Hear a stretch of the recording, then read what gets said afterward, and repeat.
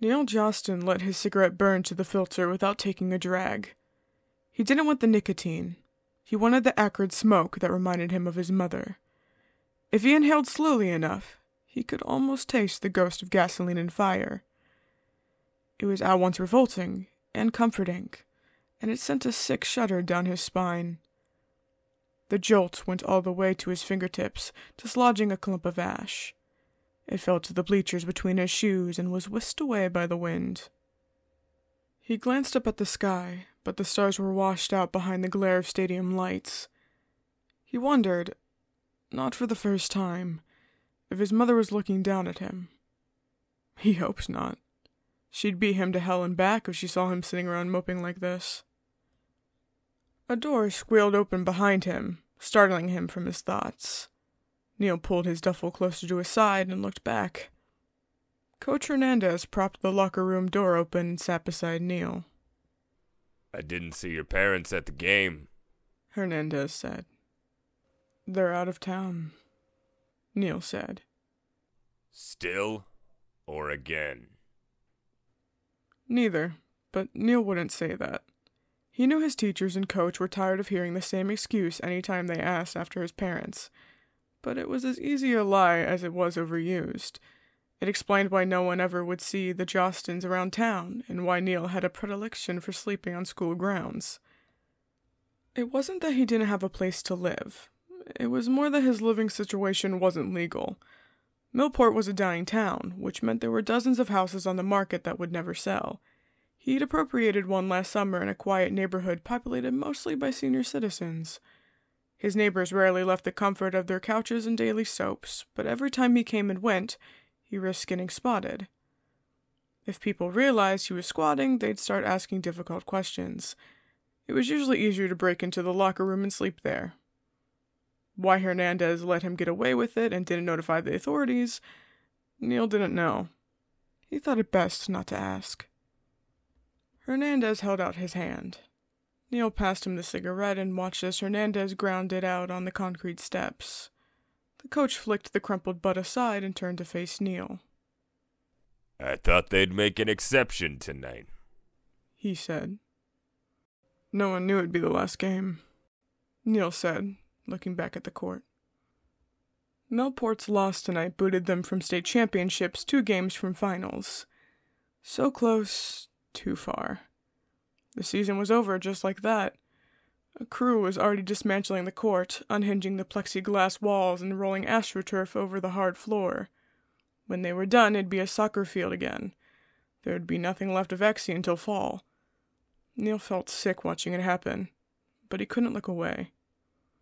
Exie was a bastard sport, an evolved sort of lacrosse on a soccer-sized court with the violence of ice hockey, and Neil loved every part of it, from its speed to its aggression.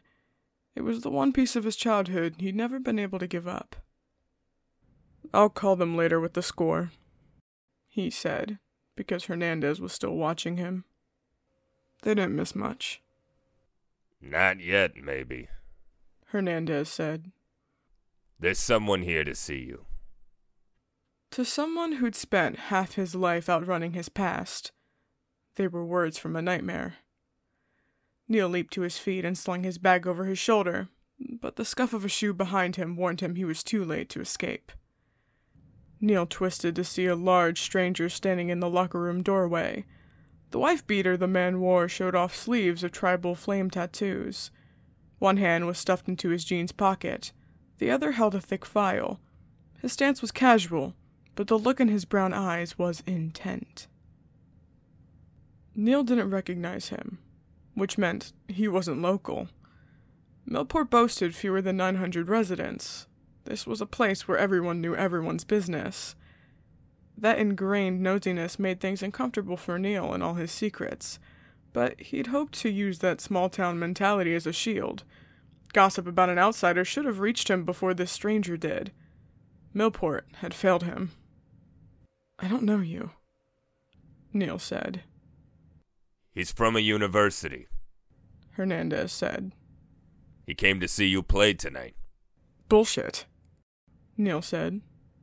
"No one recruits from Millport. No one knows where it is." There's this thing called a map. The stranger said. You might have heard of it. Hernandez sent Neil a warning look and got to his feet. He's here because I sent him your file. He put a note out saying he was short on his striker line, and I figured it was worth a shot. I didn't tell you because I didn't know if anything would come of it, and I didn't want you to get your hopes up. Neil stared. You did what? I tried contacting your parents when he asked for a face-to-face tonight, but they haven't returned my messages. You said they'd try to make it. They did, Neil said. They couldn't. I can't wait for them, the stranger said, coming to stand beside Hernandez. It's stupid late in the season for me to be here, I know, but I had some technical difficulties with my last recruit. Coach Hernandez said you still haven't chosen a school for fall. Works out perfectly, doesn't it? I need a striker sub, and you need a team. All you have to do is sign the dotted line, and you're mine for 5 years. It took Neil 2 tries to find his voice. You can't be serious. Very serious, and very out of time, the man said. He tossed his file onto the bleacher where Neil had been sitting. Neil's name was scrawled across the front in black marker. Neil thought about flipping the folder open, but what was the point? The man this coach had researched so carefully wasn't real and wouldn't exist much longer. In 5 weeks, Neil would graduate, and in 6, he'd be someone else, somewhere very far away from here. It didn't matter how much he liked being Neil Jostin. He'd stayed here too long as it was. Neil should be used to this by now. He'd spent the last 8 years on the run, spinning lie after lie to leave a twisted trail behind him. 22 names stood between him and the truth, and he knew what would happen if anyone finally connected the dots. Signing with a college team meant more than standing still. It meant he'd be stepping into a spotlight. Prison couldn't stop his father for long, and Neil wouldn't survive a rematch with him. The math was simple, but that didn't make this any easier. The contract was a one-way ticket to a future, something Neil could never have, and he wanted it so badly he ached. For a blinding moment, he hated himself for ever trying out for Millport's team. He'd known better than to step on a court. His mother told him he'd never play again. She'd warned him to obsess from a distance, and he'd disobeyed her. But what else was he supposed to do?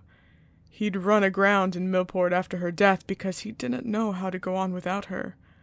This was the only thing he had left that was real. Now that he'd had a taste of it again, he didn't know how to walk away from it. Please go away, he said. It's a bit sudden, but I really do need an answer tonight. The committee has been hounding me since Janie got locked up. Neil's stomach hit his shoes at the name. He snapped his gaze from the folder to the coach's face. Foxes, he said. Palmetto State University. The man, who Neil now knew had to be Coach David Wymack, looked surprised at how quickly he put it together. I guess you saw the news. Technical difficulties, he'd said. It was a nice way of saying that his last recruit, Janie Smalls, tried to kill herself. Her best friend found her bleeding out in a bathtub and got her to a hospital just in time. Last Neil heard, the girl was on a suicide watch in a psychiatric ward. Typical of a fox, the anchorman had said in crass aside, and he wasn't exaggerating. The Palmetto State University Foxes were a team of talented rejects and junkies because Wymack only recruited athletes from broken homes.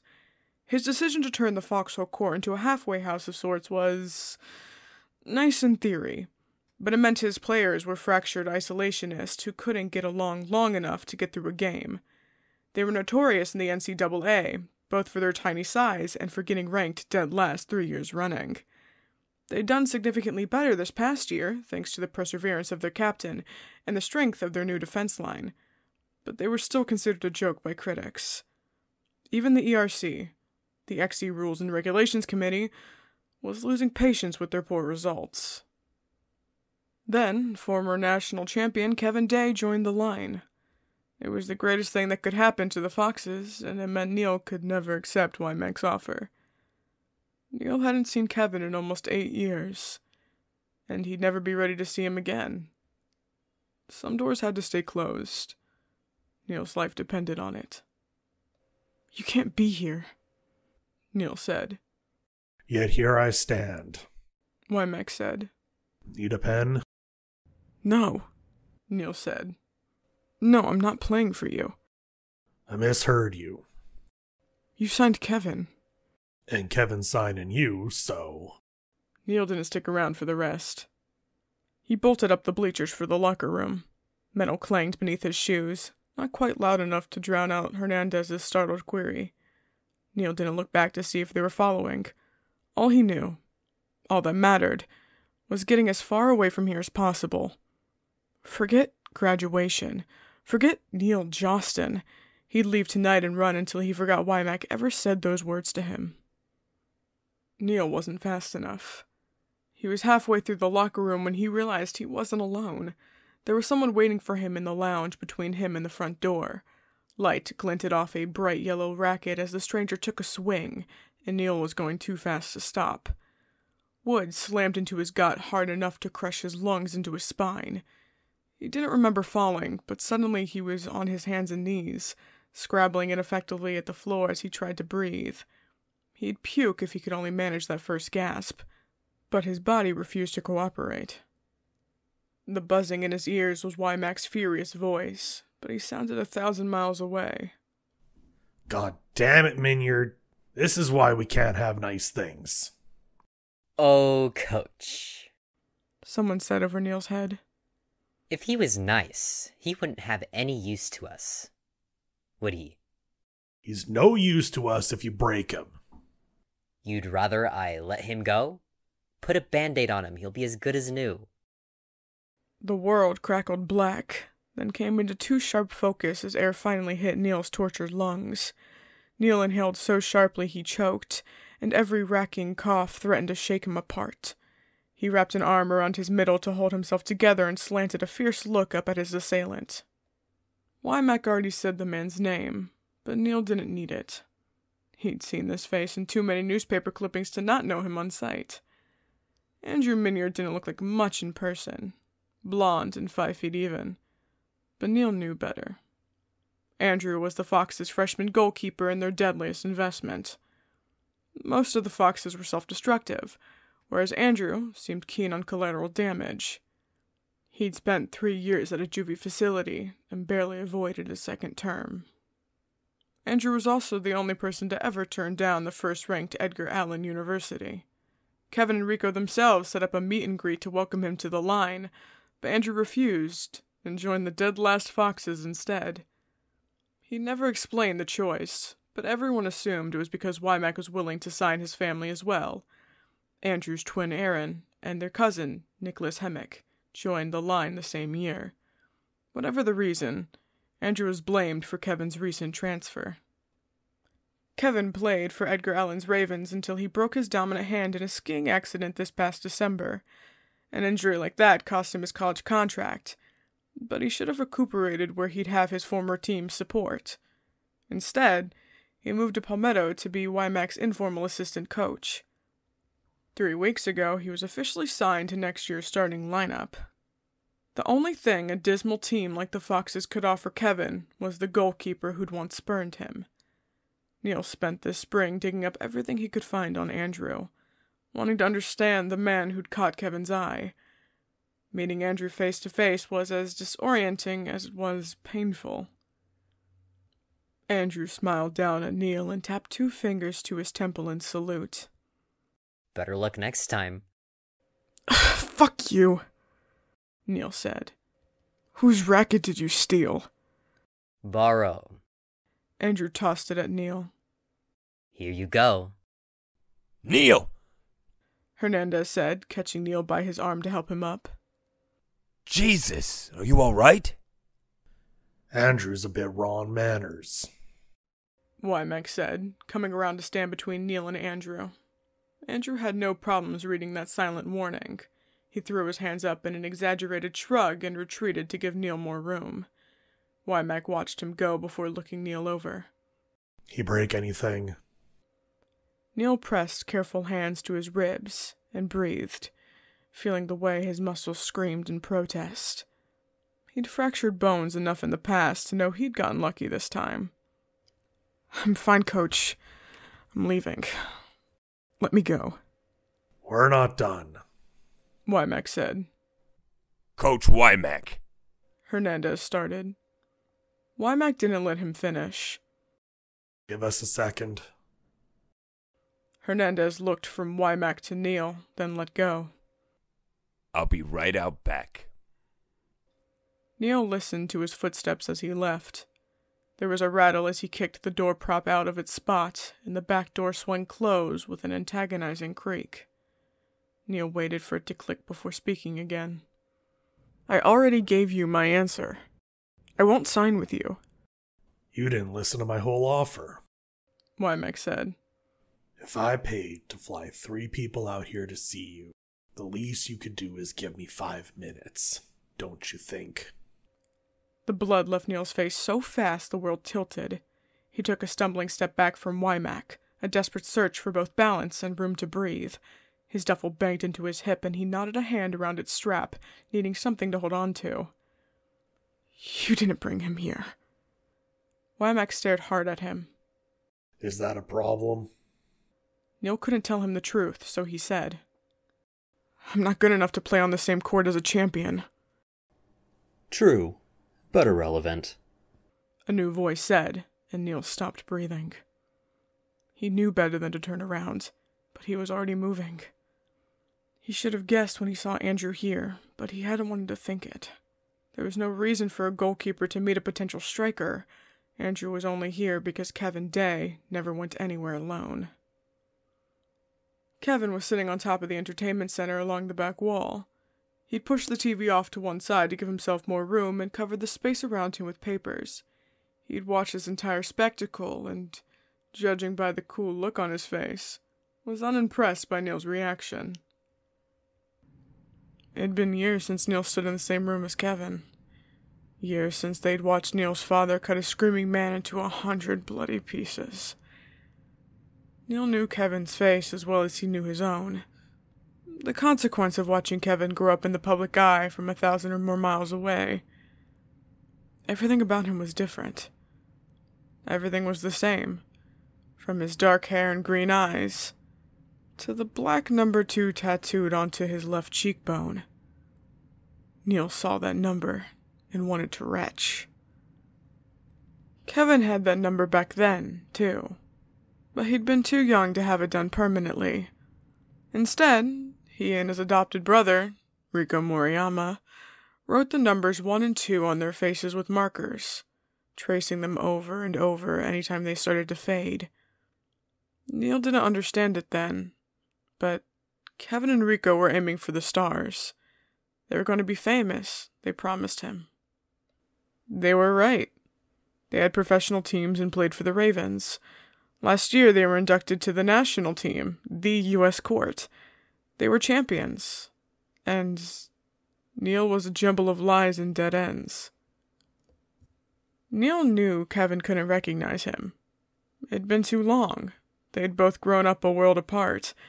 Neil had further disguised his looks with dark hair dye and brown contacts. But why else would Kevin Day be here looking for him? No Class 1 school would stoop so low. Not even the Foxes. Neil's record said he'd only been playing Exy for a year. He'd been very careful this year to act like a know-nothing, even loading up on and lugging around How-To books last fall. It was easy to pretend at first, since he hadn't picked up a racket in 8 years. The fact he was playing a different position now than he'd played at Little League helped, since he had to relearn the game from a new perspective. He'd had an enviable and unavoidable learning curve, but he'd still fought hard not to shine. Had he slipped? Had it been too obvious that he had past experience he wasn't talking about? How had he caught Kevin's eye despite his best attempts to stay hidden? If it was that easy for Kevin, what sort of beacon was he sending to his father's people? What are you doing here? He asked through numb lips. Why were you leaving? Kevin asked. I asked you first. Coach already answered that question. Kevin said a tad impatiently. We are waiting for you to sign the contract. Stop wasting our time. No, Neil said. There are 1,000 strikers who jump at the chance to play with you. Why don't you bother them? We saw their files. Wymack said. We chose you. I won't play with Kevin. You will, Kevin said. Wymack shrugged at Neil. Maybe you haven't noticed, but we're not leaving here until you say yes. Kevin says we have to have you, and he's right. We should have thrown away your coach's letter the second we opened it, Kevin said. Your file is deplorable, and I don't want someone with your inexperience on our court. It goes against everything we're trying to do with the Foxes this year. Fortunately for you, your coach knew better than to send us your statistics. He sent us a tape so we could see you in action instead. You play like you have everything to lose. His inexperience. If Kevin remembered him, he'd know that file was a lie. He'd know about Neil's little league teams. He'd remember the scrimmage interrupted by that man's murder. That's why, Neil said quietly. That's the only kind of striker worth playing with. Relief made Neil sick to his stomach. Kevin didn't recognize him, and this was just a horrible coincidence. Maybe it was the world's way of showing him what could happen if he stayed in the same place for too long. Next time it might not be Kevin. Next time it might be his father. It actually works in our favor that you're all the way out here, Wymack said. No one outside of our team and school board even knows we're here. We don't want your face all over the news this summer. We've got too much to deal with right now, and we don't want to drag you into the mess until you're safe and settled at campus. There's a confidentiality clause in your contract. It says you can't tell anyone you're ours until the season starts in August. Neil looked at Kevin again, searching for his real name on Kevin's face. It's not a good idea. Your opinion has been duly noted and dismissed, Wymack said. Anything else? Or are you going to start signing stuff? The smart thing to do was bail. Even if Kevin didn't know who he was, this was a terrible idea. The Foxes spent too much time in the news, and it'd only get worse with Kevin on the line. Neil shouldn't submit himself to that sort of scrutiny. He should tear Wymack's contract into 1,000 pieces and leave. Leaving meant living, but Neil's way of living was survival, nothing more. It was new names and new places and never looking back. It was packing up and going as soon as he started to feel settled. This last year, without his mother at his side, it meant being completely alone and adrift. He didn't know if he was ready for that. He didn't know if he was ready to give up Exie again, either. It was the only thing that made him feel real. Wymack's contract was permission to keep playing and a chance to pretend at being normal a little while longer. Wymack said it was for 5 years, but Neil didn't have to stay that long. He could duck and run whenever he pleased, couldn't he? He looked at Kevin again. Kevin didn't recognize him, but maybe some part of him remembered the boy he'd met so many years ago. Neil's past was locked in Kevin's memories. It was proof he existed, same as this game they both played. Kevin was proof Neil was real. Maybe Kevin was also the best chance Neil had at knowing when to leave again. If he lived, practiced, and played with Kevin, he'd know when Kevin started to get suspicious. The second Kevin started asking questions or looking at him funny, Neil would split. Well? Wymack asked. Survival instincts warred with need and twisted into an almost debilitating panic. I have to talk to my mother, Neil said, because he didn't know what else to say. What for? Wymack asked. You're legal, aren't you? The file says you're 19. Neil was 18, but he wasn't going to contradict what his forged paperwork said. I still need to ask. She'll be happy for you. Maybe. Neil agreed quietly, knowing it was a lie. If his mother knew he was even considering this, she'd be furious. It was probably a good thing she'd never know. But Neil didn't think good was supposed to feel like a knife in his chest. I'll talk to her tonight. We can give you a lift home. I'm fine. Wymack looked at his foxes. Go wait in the car. Kevin gathered his files and slid off his perch. Andrew waited for Kevin to catch up and led him out of the locker room. Wymack waited until they were gone, then turned a serious look on Neil. You need one of us to talk to your parents? I'm fine, Neil said again. Wymack didn't even try for subtlety with his next question. Are they the ones who hurt you? Neil stared at him at a complete loss. It was blunt enough to be rude on so many levels that there wasn't a good place to start answering it. Wymack seemed to realize that because he pushed on before Neil could respond. Let's try that again. The reason I'm asking is because Coach Hernandez guesses you spend several nights a week here. He thinks there's something going on since you won't change out with the others or let anyone meet your parents. That's why he nominated you to me. He thinks you fit the line. You know what that means, right? You know the people I look for? I don't know if he's right, he said. But something tells me he's not far off. Either way, the locker room is going to be shut down once the school year ends. You're not going to be able to come here during the summer. If your parents are a problem for you, we'll move you to South Carolina early. You'll do what? Neil asked, surprised.